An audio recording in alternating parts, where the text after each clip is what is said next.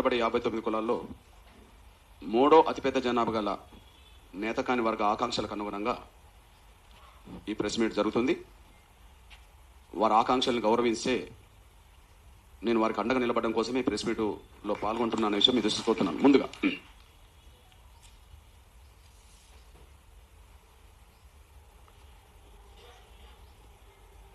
SC రిజర్వేషన్ల వర్గీకరణ ప్రక్రియ ముందుకు సాగుతున్న ఈ సమయంలో ప్లీజ్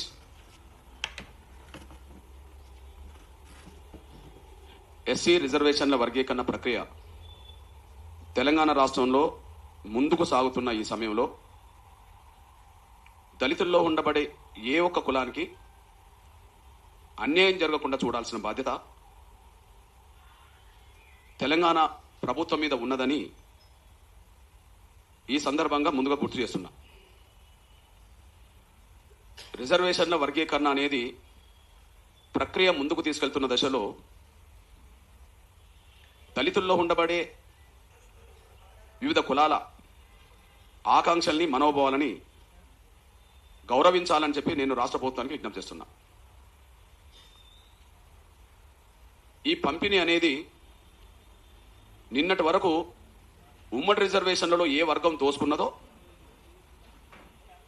నిన్నటి వరకు గత 7 దశాబ్దాలకు పైగా దళితుల ఉమ్మడి రిజర్వేషన్లను ఏ వర్గం దోసుకున్నదో ఈ వర్గీకరణ అనేది ఆ దోపిడిని అరికట్టే విధంగా ఉండాలి. ఇప్పుడు వర్గీకరణ ప్రక్రియ గతంలో జరిగిన దోపిడికి అరికట్ట వేసే విధంగా ఉండాలి, కానీ ఇంతకుముందు దోసుకున్న వాళ్ళకే మరింత దోసిపెట్టే విధంగా ఉండద్దని చెప్పి నేను తెలంగాణ కాంగ్రెస్ ప్రభుత్వాన్ని, తెలంగాణ రాష్ట్ర ముఖ్యమంత్రిని డిమాండ్ చేస్తున్నా, విజ్ఞప్తి చేస్తున్నా. ఇంతకాలం దోసుకున్న ఏ వర్గం ఉన్నదో ఆ వర్గానికే మళ్ళీ పెద్దపీట వేసే విధంగా ఉండకూడదని, దోసుకున్న వర్గానికి మరింత దోసిపెట్టే విధంగా ఉండద్దని, ఎవరైతే ఇంతకాలం అన్యాయం గురైనరో, ఎవరైతే ఇంతకాలం అవకాశాలకు దూరమైనరో, ఆ అన్యాయం గురైన అవకాశాలకు దూరమైన వర్గాలకు న్యాయమైన ప్రాతినిధ్యం అన్ని రంగాల్లో దక్కే విధంగా ఉండే విధంగా ఈ ప్రక్రియ ముందుకు తీసుకెళ్లాలని నేను విజ్ఞప్తి చేస్తున్నా. మొన్న శాసనసభలో ఏ నిర్ణయాలు అయితే తీసుకున్నారో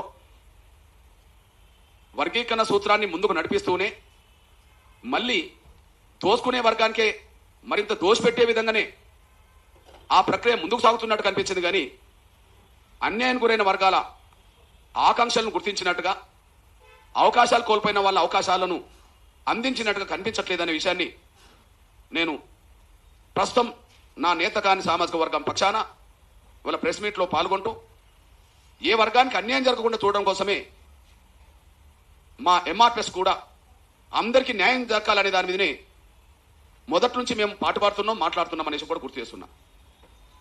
ప్రస్తుతం ముందు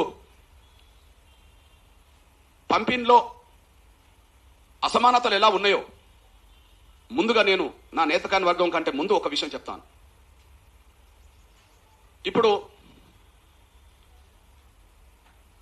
మొన్నటి నుండి తెలంగాణ రాష్ట్రంలో మాదిగల జనాభాకు తగ్గట్టుగా మాకు 11% రావాలి కదా అని అంటే కొన్ని స్వార్థపర శక్తులు లేదా పాలకులకు మాదిగల్లో ఉండే ఊడిగం చేసే శక్తులు, కొన్ని స్వార్థపర శక్తులు, వర్గీకరణ వ్యతిరేకించే స్వార్థపర శక్తులు, నిన్నటి వరకు తోసుకోవడమే అలవాటుగా మార్చుకున్న స్వార్థపర శక్తులకు 11% ఎందుకు ఇవ్వాలని చెప్పి అడిగేటోళ్ళు ఉన్నారు. Same time